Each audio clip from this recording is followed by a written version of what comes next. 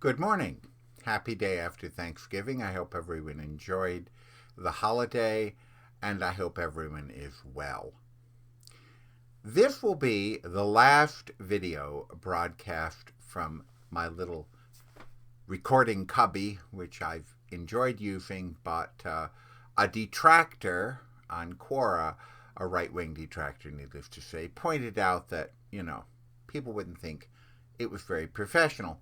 So, I'm repainting the room with my books. I'll be broadcasting from a library in the future. And that's fine. I have to buy a new mic. My Blue Snowball, that room is too large. The Blue Snowball will not work there. But that's just a little opening message. I'm not going to stop doing these. I'm just going to switch them to something that apparently looks more professional because I actually want people to listen to what I say. I don't talk to hear myself. I talk because I hope the information I impart will help people. And the information we're going to impart today, that we're going to discuss today, is about supply chains. And I had promised that I would do a video on supply chains when I did the future of food, and the time is now for the supply chain video. So what are supply chains? Supply chains are the network of suppliers and manufacturers and so forth for products. Supply chains can be fairly simple or very complex. Supply chains, Investopedia will tell you that supply chains are responsible for the fact that we had low inflation for years and years and years. Because inflation is driven by scarcity. And scarcity is lessened with extremely efficient supply chains. And computers allowed extremely efficient supply chains. Now, they also allowed something which I think some people would argue helped make supply chains more efficient, but which I actually think hurt us in this recent crisis, which is something called just-in-time. Just-in-time means you only order parts that you need for that week or that day or whatever. If you're a manufacturer, and if you're a retailer, you only order product for that you've sold. You don't keep back stock, or you keep very little back stock. I believe that harmed us. But it is what it is. Supply chains overall have been a great benefit. Now, supply chains are called other things as well, and were more commonly called other things before. Logistics is one of the things you'll hear. When you see a truck that says logistics, then that's a company that's involved somewhere in the supply chain and knows it.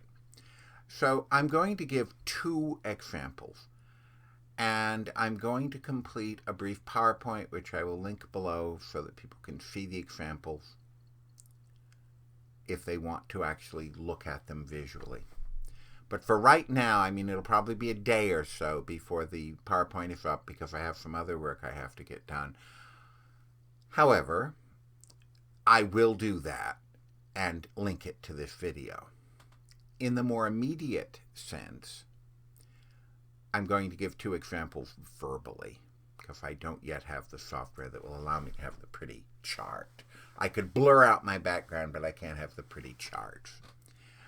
So we're going to look at two things. We're going to look at gasoline, the prices of which have gone up, although now I predict, they already started going back down, and that's going to accelerate now due to the new variant of COVID in South Africa. But we're going to look at gasoline and how supply chains work for that and how they may have affected price. And we're then going to look at something much more complex. And I'm going to use Xbox as an example, but we're really talking about computerized things. So with gasoline, it's a pretty simple production. You have the raw material, petroleum tar sands, shale, whatever you're using, tight oil, heavy oil, sour oil, sweet oil, light oil, it doesn't matter. You have that. You have some method of refining it into other products, one of which is gasoline. So, resource, refining, transportation, retail sale. It's a very simple supply chain as long as there's enough stuff coming in at this end and nothing disturbs this in the middle. Now, the supply chain in the United States for gasoline took multiple shocks in the last year and a half. Firstly, some wellheads were shut down because of COVID. Demand plummeted. That's what brought your gasoline down to the lowest prices people had seen in over a decade. That was a failure of demand. Because, as I said, scarcity causes prices to rise, inflation. A lack of demand causes prices to fall, deflation. Investopedia notes specifically that effective supply chains lead to a lower rate of inflation or even deflation. Well, when our supply chains took multiple shocks, COVID caused them to shut some wellheads, and then as things improved, driving started going back up, increasing demand. When supply was not as easy to ramp back up, that was one thing. A second thing was that the refineries in Texas froze because they never had bothered to weatherize things. It's Texas. They didn't expect freezing temperatures. They got freezing temperatures. Several refineries were completely knocked offline and had to recover. And finally, the hack of the Colonial Pipeline led to a significant interruption in the supply chain for gasoline.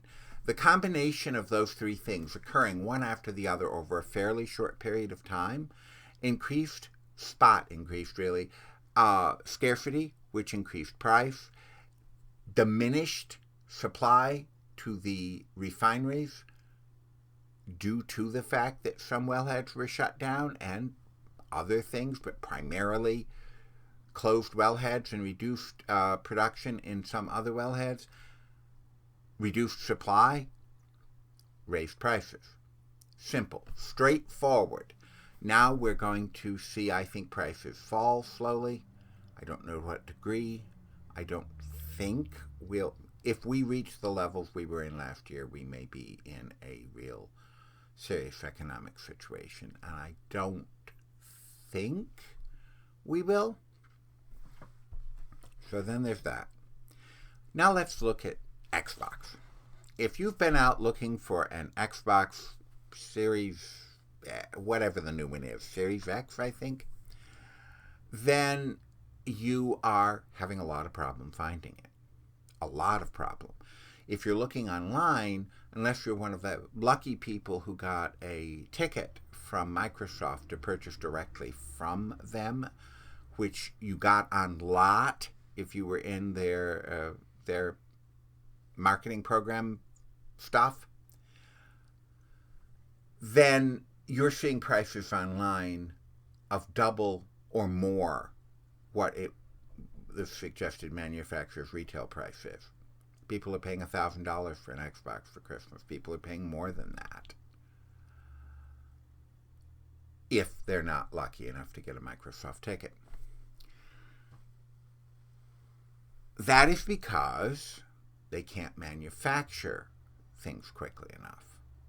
Why can't they manufacture things quickly enough? There is a general lack of computer chips because remember, your supply chain stretches from base supplier, raw resources, base suppliers or suppliers of parts, manufacturers, transportation, retail. So there's plenty of silicon in the world. That's not the problem. Chip fabs. Chip fabs in India and China shut down for several weeks due to COVID, but some chip fabs in India also shut down permanently because of lack of water. Now, that's probably global warming, frankly, but there have been droughts. some chip fabs were therefore shut. So there simply aren't enough chips, and chips are used in everything. Chips are used in cars. That's why car manufacturing is down. Chips are used in refrigerators and stoves and dishwashers and washing machines. I do not know why they're used in any of those things. They're not necessary. But they are in modern manufacture. And there aren't enough chips. There aren't enough chips for anything because there are fewer chip fabs. How does the supply chain react? Well, badly, number one. Number two, production at the manufacturing point is reduced. They can't produce enough Xboxes to meet the demand, period. So, therefore, scarce product, prices go up. Cars. Car production is down 10% because they can't get the chips. I don't know where that leads in a year. Parts. I had a terrible time getting a part for my Volvo. I got it. I got what may have been the last of that part on the east coast of the United States. And yes, it has a chip. Jason had to have the start module replaced in his Land Rover. The Land Rover dealership had a problem getting the start module, which of course is computer chips. They got one, but it wasn't easy for them. Xbox is under the same strictures. Now, yes, the chips for each of these things are mostly generally designed for those items, specific items. But it's not so easy to get the chips you need when there aren't enough manufacturing, or isn't enough manufacturing for that chip. Now, in the case of chips, Global Foundries, which already has a chip fab in Malta, New York, has announced a $7 billion project building a second chip fab in Malta, New York. And two other major chip manufacturers that have historically manufactured, I think, overseas, although I'm not sure of that, have now announced they're opening American facilities in the Northeast because the Northeast has the most water in the United States. Consistently.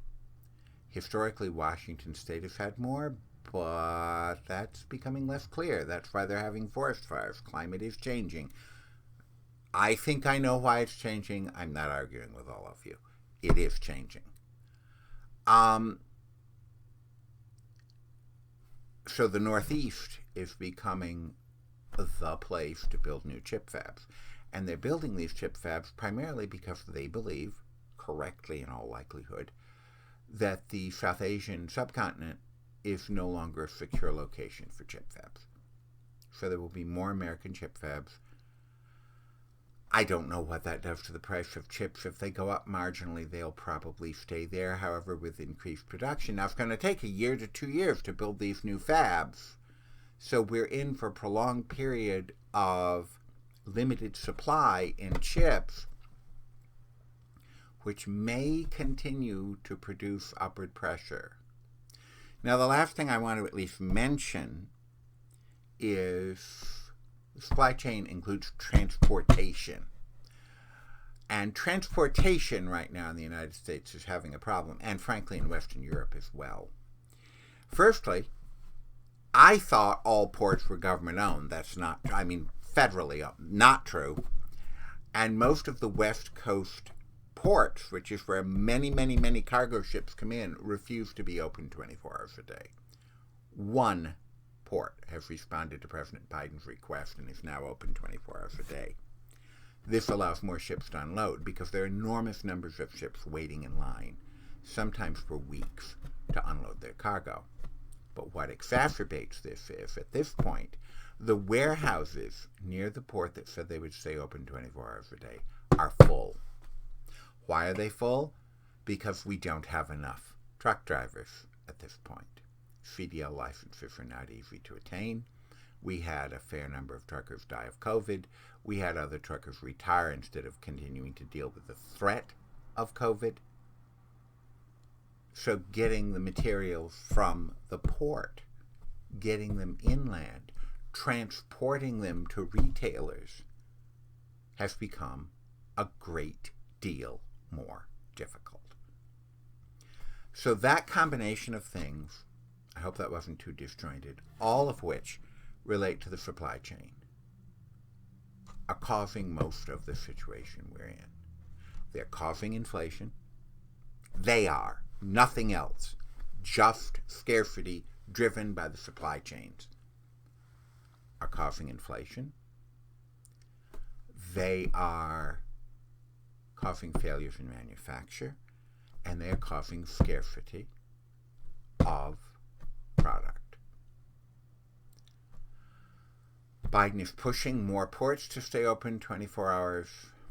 The Secretary of Transportation has mentioned the use of troops to truck the materials, to augment the commercial truckers. I think they should do this. I don't know whether they will or not. I think they should. Biden has also announced an FTC investigation into the gasoline companies, or the the petroleum companies, on the possibility of constriction of trade and price fixing. That's really what they're looking at, no matter what words they use. And that could be. I don't have the contacts to be able to comment on that. That could be affecting the supply chain. But it's the supply chain that's causing the rise in gasoline prices. Thank you very much, and have a good day.